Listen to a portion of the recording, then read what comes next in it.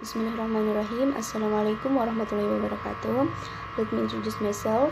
My name is Dila Aprilia, and I am the moderator and the first speaker of Group 3.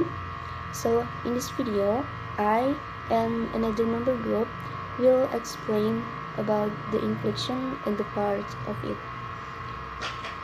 Now I'm going to explain about the inflection. So, inflection in linguistics, formally flexion or accidents, the change in the form of a word to mark such distinctions as tense, person, number, gender, mood, voice, and case. Or in English, it's the addition of endings. English inflection indicates non-plural such as cat, cats. In noun case, like girl, girls, and girls. In third person singular present tense, like I, you, we, they buy, and he buys.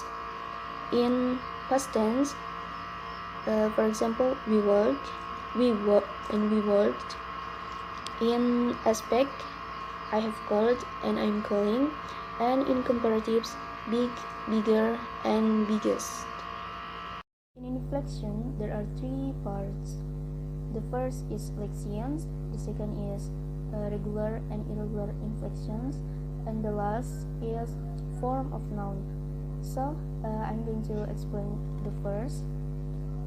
What is Lexemes? So, in linguistics, Lexemes is an abstract unit of morphological analysis that roughly corresponds to a set of forms taken by a single word. Lexeme refers to a single word and all of its forms. For example, the word go in English has the forms go, goes, went, and going. All of these words are from the same lexeme go. And another example, like run, runs, ran, and running are forms of the same lexemes conventionally written as run. Okay, the next part will be explained by another member. Next, irregular inflection. The way we change a word from to reflect things like tense, plurals, gender, each other is usually governed by constant, predictable rules. And regular inflection have four word classes.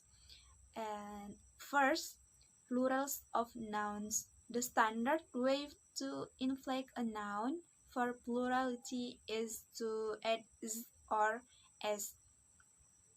Let's see the example about regular noun and plural form.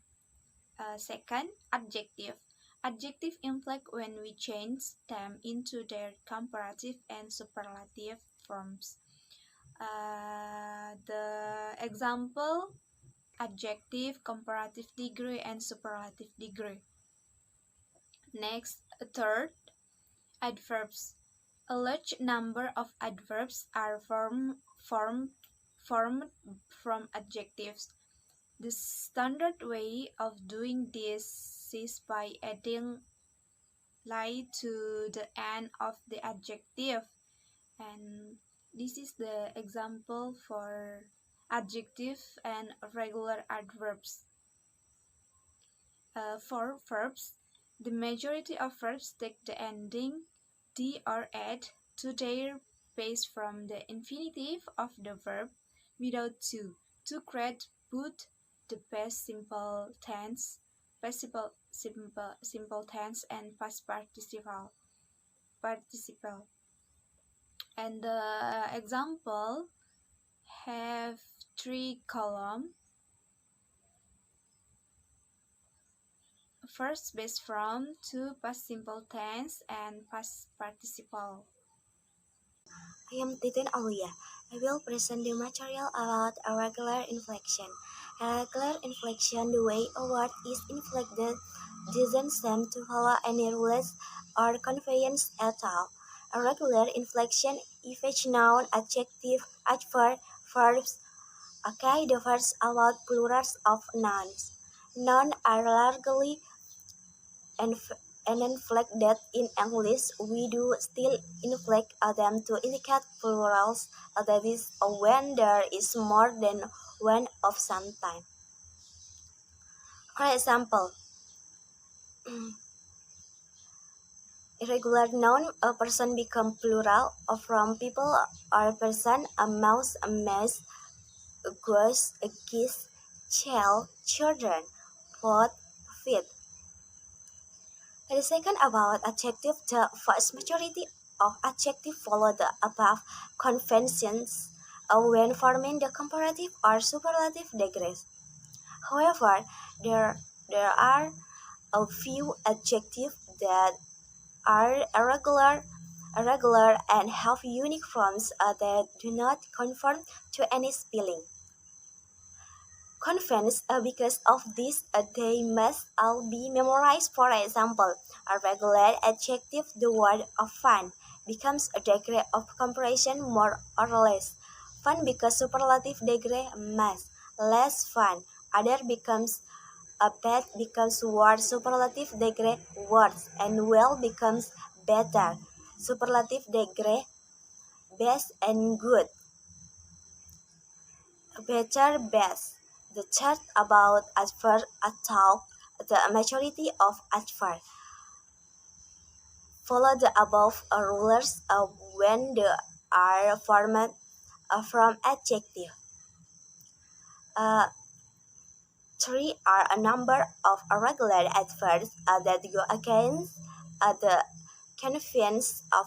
For example, the word adjective becomes irregular adverb first because becomes a source of confusion. Let's because becomes allegedly, but fast become fast, and hard because surface of convenience hardly ever is an adverb.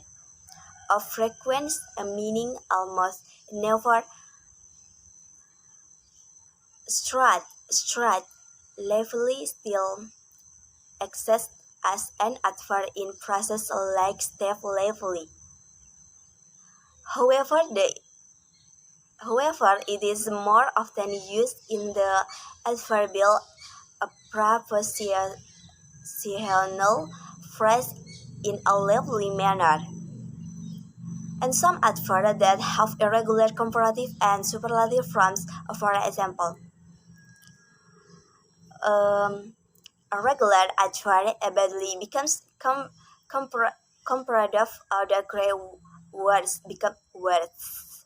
Earlier, earliest, father of father,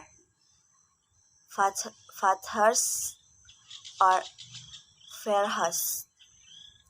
The last point for I hook parody of verbs are irregular, which means they have past simple tense and past participle forms that defy the normal conventions. For example, best from see past simple tense saw, past participle seen, and grew, grown, think, talk, throw, thrown.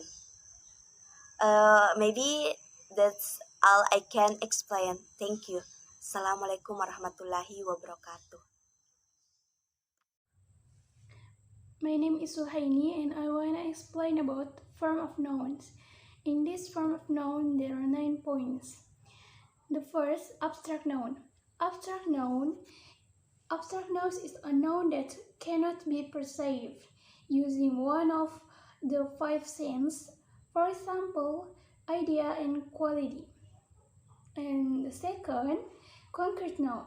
Concrete noun, a common noun that refers to anything with a physical reality that you can see or touch. For example, chicken and egg. The third, attributive noun. Attributive noun is a noun. It is a noun functioning as a pre-modifier in a noun phrase. For example, nurse's school and birthday party. And fourth, there are collective noun. Is a noun that represents a collection of individuals. For example, team and family. And five, a common noun. A common noun is the generic name for a person, place, or thing in a class or group. The sixth, pronoun. Pronoun is a noun that identifies a single entity and is used to refer to the entity such as London, Jupiter, and Microsoft. The seventh, noun. Noun is a grammar then used for persons, places, or things that can be either singular or plural, and can be used and can be counted. For example, dogs and dollars. And the eighth, must known. A must known is a noun with a syntactic property that any quantity of it is treated as an undifferentiated unit rather than as something with discrete elements, for example, music and knowledge. And the last, verbal noun or gerund, is the ing form. The present participle of the verb use a noun. It can be used but still keeps some characteristic of the verb. It is sometimes called the gerund. For example, running and believing. Thank you. So that's all of our presentations. Thank you very much. Wassalamualaikum warahmatullahi wabarakatuh.